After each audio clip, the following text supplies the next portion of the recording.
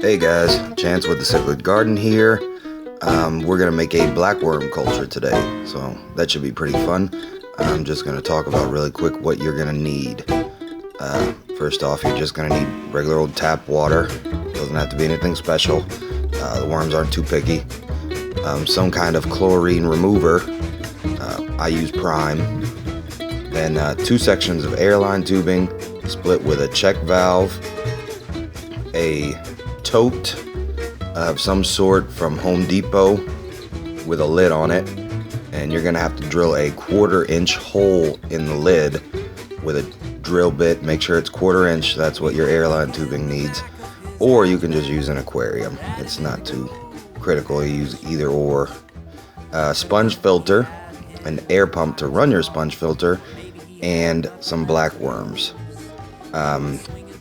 That's really all you need. So let's get right into making this thing. Okay, so let's look at the equipment we're gonna need for this blackworm setup here that we're gonna be culturing our blackworms in.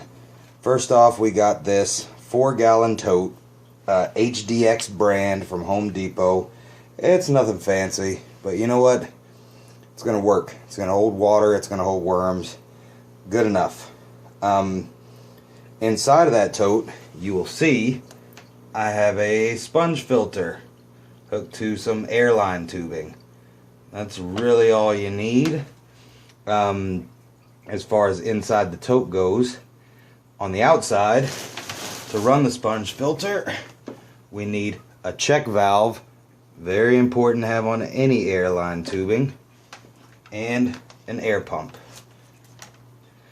Hook your air pump to the check valve, make sure it's going the right way. Hook the check valve into another airline tubing. That tubing goes into the sponge filter, and you're good to go.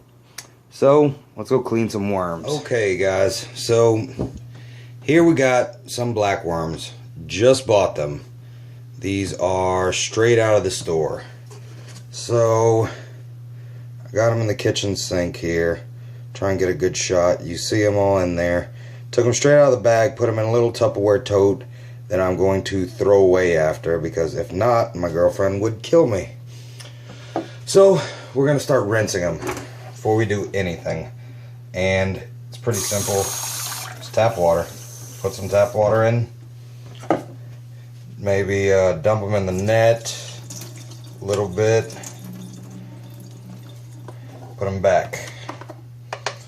Do this a few times, really. I mean, not science going on here, just trying to get these worms clean. You don't want nasty water getting introduced into your tank. And there's gonna be other organisms living in there. Sorry, I just kind of pulled it away and have you guys looking at nothing. But if you look there, you see a little white thing. Yeah, that doesn't go in there. You want that out. That's some sort of leech. Comes with these things a lot of the time. I don't really know why, but you don't want them in there, you know. So you want to try and look for white things in this. You can see them. Just reach in there and get them out. Not a big deal.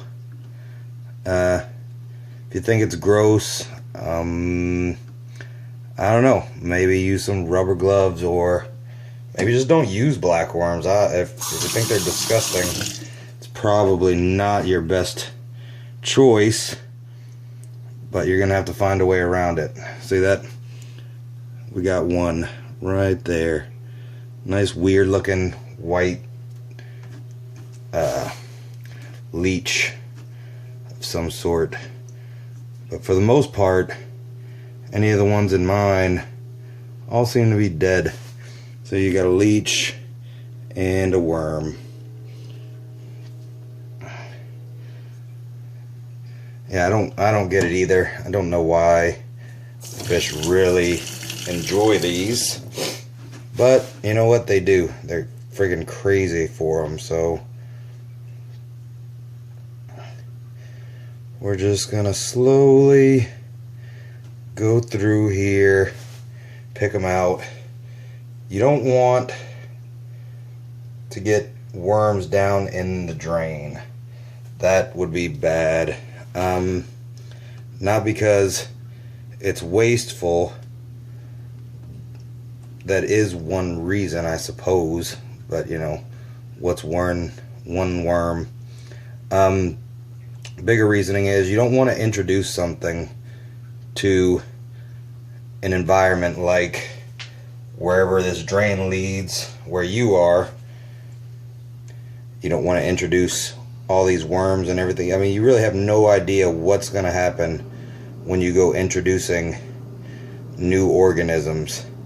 So you're probably saying, well, oh, you're just throwing these friggin' leeches down the drain. What's different? The leeches are dead. If you have live leeches, you want to find another way to dispose of them. I've heard that fish eat them. Don't go feeding the dead ones to your fish. But I have heard that the fish will eat them. So try to avoid getting worms down the drain or anything else that may be live in there. There's other ways of doing this. I'm just rushing it, to be honest with you. But yeah, you can put some worms in there, let them set for a while, go away. When you come back, most of the dead ones are going to be up top. You can pick them out, leave, you know, change the water around, leave, come back. The dead ones tend to get on the top. Or if you put them in more water than what they can handle, a lot of times the dead ones are going to float.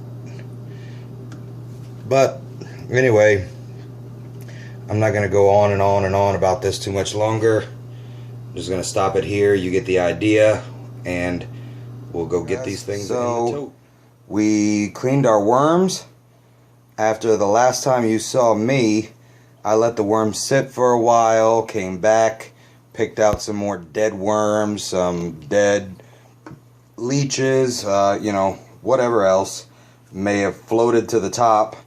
Stir it up a bit, let it sit, come pick stuff out. I did that about 3 or 4 more times just to make sure I got them clean. I rinsed them multiple more times, but you know, didn't want to have to put y'all through that. The important thing is get them really clean. You don't want to put disgusting worm water into your brand new worm culture. So let's go on to the next step, adding the worms.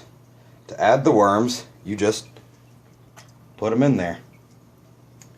And now you have worms in your tank.